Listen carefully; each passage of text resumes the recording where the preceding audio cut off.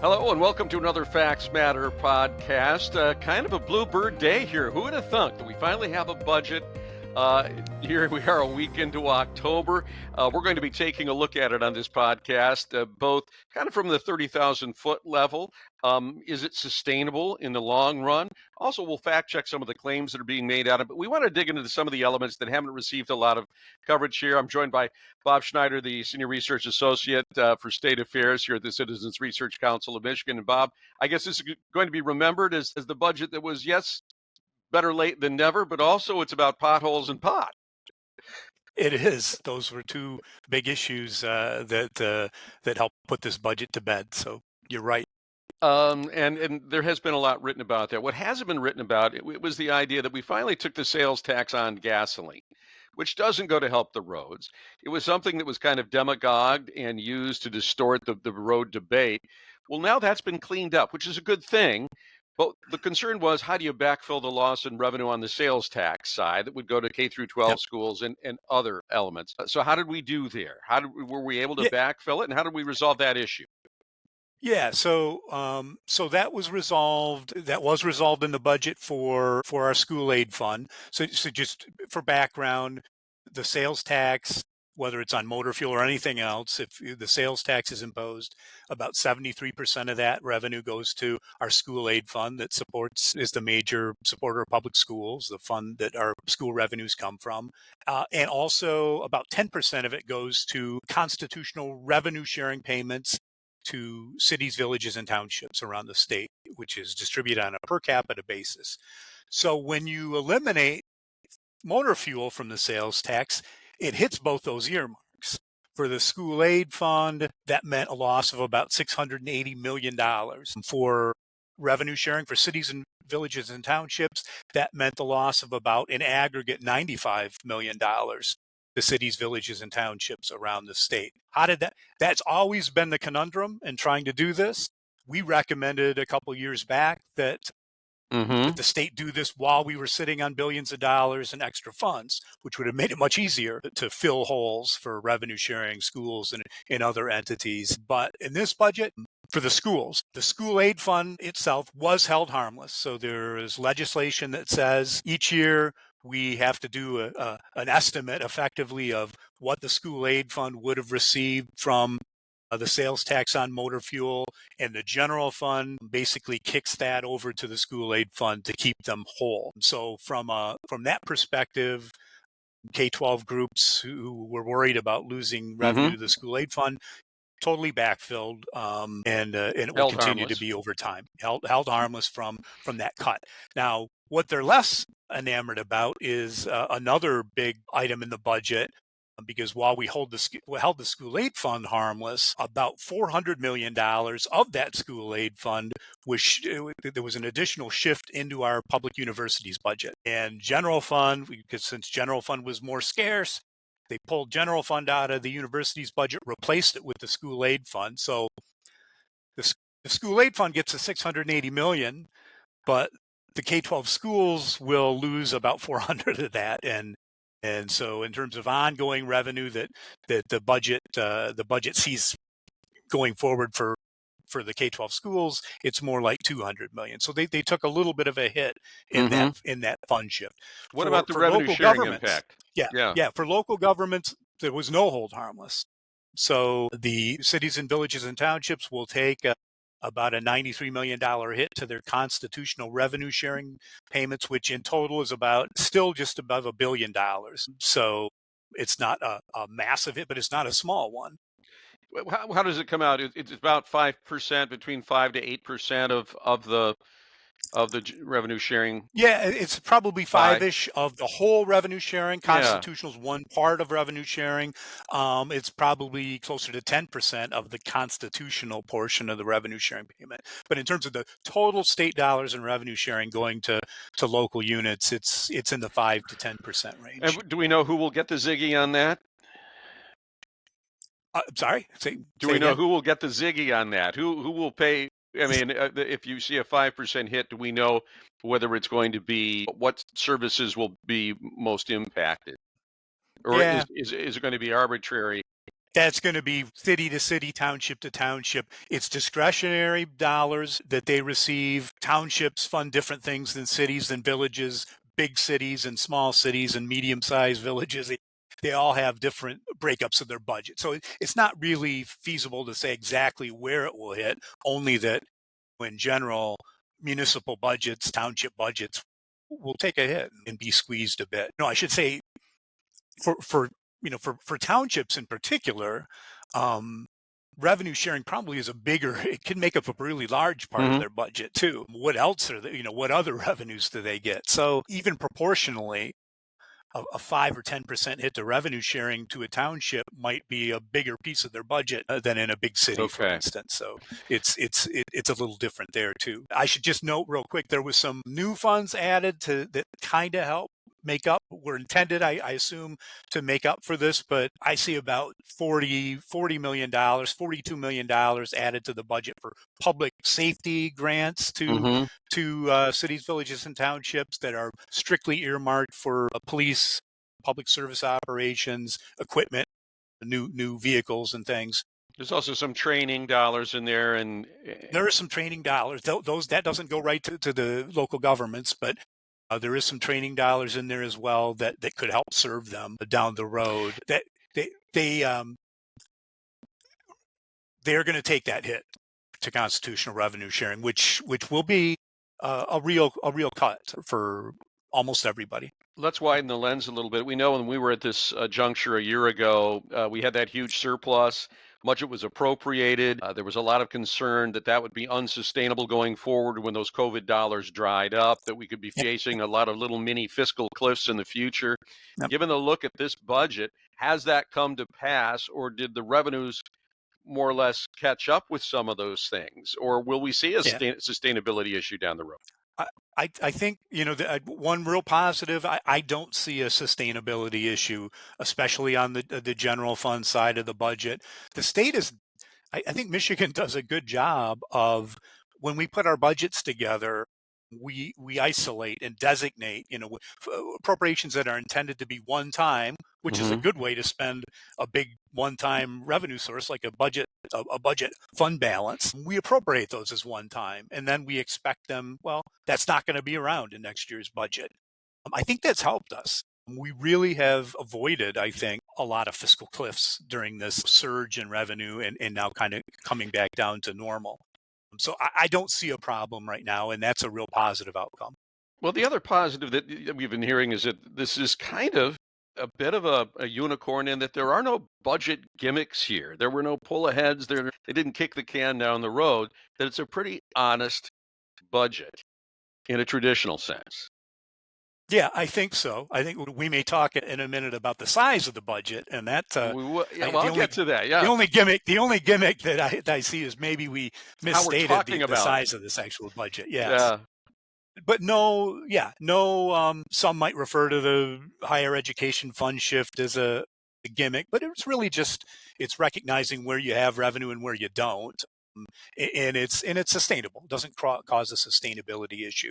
Now we're using more school aid fund dollars for the universities. Yeah, it's a clean budget, and it's one that doesn't cause any real headaches down the road. I want to get your take on some of the big talking points that we've heard over the past few days about this budget once the agreement was reached. And that is one, that this budget is quite an accomplishment because it's $2 billion smaller than the budget that came before. Is that one of those things that is technically true but not necessarily accurate, or Yeah. is it a mischaracterization? I think it's a mischaracterization. So if you look at, if you're a budget analyst, so budget wonky people, nerds like us, we dig into the numbers. Say the budgets have a whole bunch of line items and summaries, and you can see, here's how much is in this department, here's how much is appropriated to that department from what source. If you just looked at the numbers and didn't know anything else was going on, and you add up the total size of this budget, um, the number I get is about $75 billion. That's way smaller than last year's budget, which was a little over 82, before they added some more money to it in a supplemental. But significantly smaller. Um, the governor put out a release yesterday that I read that had that number at 81 billion. When I add up the numbers, it's 84 billion. And just a quick explanation why. Why is that? So, again, add up all the appropriations in the regular money part of the budget, Mm-hmm. and you get $75 billion. I don't think that's a fact. What happened was, with all the discussion at the federal level from the One Big Beautiful Bill Act, there's some concerns, legitimate ones, this year and ongoing down the road. The state may be constrained at using a Medicaid financing strategy that involves Medicaid provider taxes. Right. So the state imposes taxes on nursing homes, hospitals, health insurers, ambulance providers. We collect revenue from those providers. We use that revenue as part of our Medicaid program and leverage about 2-to-1 federal dollars for each of those dollars, a little more than that actually, and we use it to support our Medicaid program. A lot of those providers receive enhanced reimbursement because of the tax. A lot of that money gets passed back to them. The federal government is said generally states need to they're gonna lower the limits in terms of how states can use those. Right. How much those taxes can be imposed, the size of them. And we have a special insurance provider assessment tax that may well have to go away because of some of the things that happened with the Big Beautiful Bill Act. This budget actually fixes the immediate problem with that insurance provider assessment, Mm-hmm. allows DHHS to adjust the tax so that it passes muster with the federal government, and so we should be able to keep it.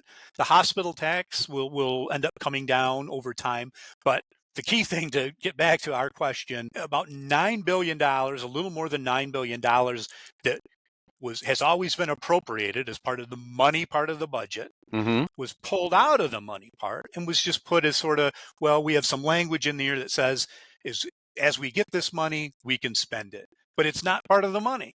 So if you take that $9 billion out, you're not comparing apples to apples anymore. The fairest comparison of last year's budget to Right. this year's budget is to include that $9 billion, because we expect to get it in full this year now with the budget fix. And that means the total budget is actually $84 billion, which is actually slightly bigger than the budget that was passed last year. Okay, so taking a victory lap for shaving $2 billion out of spending may be a bit premature once you add the Medicaid provider fee issue I think back, it is. so that So to be clear, status they quo. made cuts in this budget. Yeah, there were cuts. Right. There were difficult decisions in this budget, but in totality, the budget is bigger. And remember, we added some money for roads, so that's one of the reasons. Right, up to 1.9 billion once we get a little further past year one. The one of the arguments that has been going on for a while now is it too big? You know, is our budget too bloated? Is it too big? And we know that with inflation, that's had an impact on the size of the budget as well. You've tried, and by the way, you can see Bob's full analysis written at crcmich.org. You tried to kind of apply an index approach to this and saying, look, comparing to personal income, how is the size of this budget? It's up $47 million from what, 2019? Yep, 2019 to 2023, the budget Which went would, up the argument's been made that that's 47%. more than the rate of inflation, and therefore this has been an Yep. irresponsible administration in its 6 years, the Whitmer administration, in terms of its budgeting. But if you look at this in more objective terms, where are we? So let's go backwards. If we go back 2000 to 2019, the first couple decades of our new century, and you look at the total size of the state budget, and you look at that as a percentage of personal income, which is a very broad-based measure of our economic income in the state. It's what we earn from work, but it's also what we get from unemployment benefits, what we get from Social Security, what we get from interest and dividends, what we earn from business income, perhaps. Very broad measure of earnings, and thus also our ability to spend, in the size of our economy. So if you look at the budget as a percentage of personal income for the first couple decades of the century, it moved around from roughly between 12 and like 12.5%. 2019 hits, Guy, you're correct. From fiscal year 19 to fiscal year 23, budget went up from I think $58 billion to like $85 billion, 47% increase. And what we saw is that number did spike. It went up to about 14%. The only time during this period that we'd seen that happen was during the Great Recession, when we Right. got another big surge of federal funding coming in to address the economic challenges then. So it went way up, but significantly, we have the budget has come down a little bit, Mm-hmm. even though it's still 80, it was 85 in 23. Now, even counting everything, it's 84. So, a shrinkage in the budget over the past couple years. And if you do that same math, incomes have grown. Inflation drove up wages, drove up prices, drove up incomes. Right. Not everybody's, but on the whole. And it's back to 12 to 12.5%. So I would assert the budget is back to a normal size again. Right. And as normal, we've discussed, and normal, that doesn't mean it doesn't mean right size. Exactly. If it's always been, that's a subjective judgment, right? Yeah. If it's always been too big, it's still too big. But if it's always been too small, it's still too small. But this definition of normal, this 12 to 13% of personal income, that cuts across Democratic administrations, Republican administrations. Heaven knows, a Republican legislature over more than a decade there. So normal does kind of put it into context that this isn't a hugely bloated thing. Again, we'll let others debate whether or not whether it's too big or too small. Right. But in terms of where the benchmark has been going back 2 decades, it's back to where it's been in the past. It is. I think it's very legitimate to say the budget was much bigger in 2022 to 2023 relative to that historical trend. I don't think that's the case anymore in 2025, and especially now in 2026. If there is something that I think will be notable about this budget looking back, it will be that the last minute earmarks, the 11th hour purge or binge, I guess would be a better word, that we have seen in the past didn't happen here. That the House Republicans did put in some meaningful guardrails on that, and also forcing some disclosure about where it's going and who is writing the request. Yeah, I think that's a great thing. We called that out back a few years ago when, again, when the state was sitting on a mountain of one-time money. And what's an easy way to spend a mountain of one-time money? Well, we might as well do some earmarking to help certain lawmakers be able to write press releases. We brought home the bacon, to our district. But you're right. We made some recommendations, and I'm happy to say that the Republican plan looked like them. Let's not wait. As you said, we called them 11th hour earmarks. These earmarks were showing up in the final budget, hadn't been in the Senate budget, hadn't been in the House budget, weren't proposed by the governor, and all of a sudden, here's $10 million, $1 million, $500,000 for this, pet project that somebody wanted in the budget. So now, at least, doesn't mean that they're good necessarily, and I don't think all earmarks are necessarily bad. No, and they did exceed the self-imposed cap that's there. Yeah. Well, the Senate didn't. The Senate didn't go along with the House's plan right away, although they did have a meeting that just went over their earmarks kind of one by one, which was interesting to watch. But we don't, this time we had less, at least when we were taking final votes, everyone that wanted to know had access to information on what they were, what the money was going towards, who was sponsoring it, and what it was going to do. And I think if they both chambers follow that process in future years, and if future legislatures observe this new process, then you'll still have earmarks. You'll still have some bad earmarks maybe, but at least you won't have these 11th hour right out of the blue sky earmarks that nobody that's voting on the budget really knows what they are. So we're almost out of time, but there's 2 other elements, though, that kind of fall under the rubric of transparency. One is the interval between the time that the document actually drops and that you got to vote on it was still pretty rapid. It was very rapid. So again, kudos for more earmarks transparency that was needed and was largely observed. But right, we still run into this process with a little bit of dysfunction in the process. I think there were 1,000-page budget conference report, 500-page education conference report. I think they were probably adopted in conference committee 7, 8 o'clock on a Thursday and passed in the early morning hours of Friday. So most budget stakeholders probably woke up Friday morning to figure out what was in the budget. And that's not the normal. We at least have more time leading up to final budget passage for deliberations. And I know we've talked about it before too. The other thing we never got, right? I was going to get to this. Is a revenue number. It is, to me, it's very significant as a budget nerd. We had an editorial, an op-ed in the Detroit News in August saying, look, we know OBA has changed the House Fiscal Agency, fortunately, because if they hadn't, we wouldn't even know about it. They put out a nice report estimating the impact of some of the OBA tax relief, how it would trickle into state revenues. And we thought we were going to have about a $700 million revenue hit.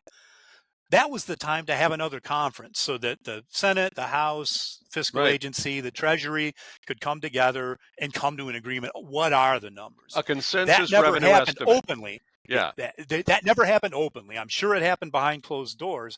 But for us, trying to watch the process, even to today, there's been no formal announcement of here is the revenue, GF revenue, school aid fund revenue that we're assuming for this budget, even though the general fund revenue changed. We know that. So you have no ability to make a reasonable analysis of whether this was a pie in the sky budget assumption when it comes to revenues or whether it was well grounded. Yeah. So the House the documents that finally came out from the House Fiscal Agency allowed us to back into those numbers. You could see, okay, so here's the effect they're estimating for. We can get into them, but again, one of the great traits of our budget process is that consensus revenue estimating conference. Well, it's kind of transparency 101. It's transparency it's the 101, absolutely. Of the budget. And back in the 1980s, before we had the conference, I was not involved at that time, but my understanding, the revenues might get negotiated. Well, we want to put a little more in this budget, so let's just assume we're going to have more revenue. That conference stops that. It has the experts determine the revenue estimates, and that's very important.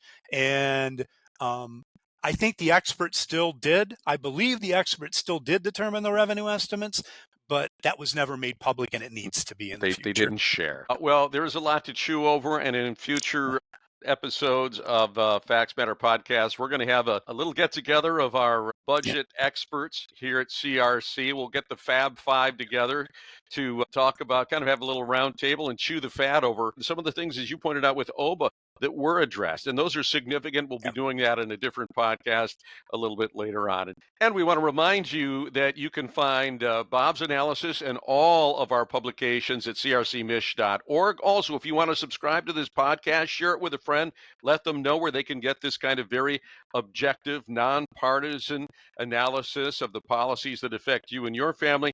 You can find that by going to #FactMatters at iTunes, Spotify, any of the platforms where you find your podcast. We hope you'll subscribe and you'll share. And we also remind you, in the terms of sharing, that we accept no money from the government.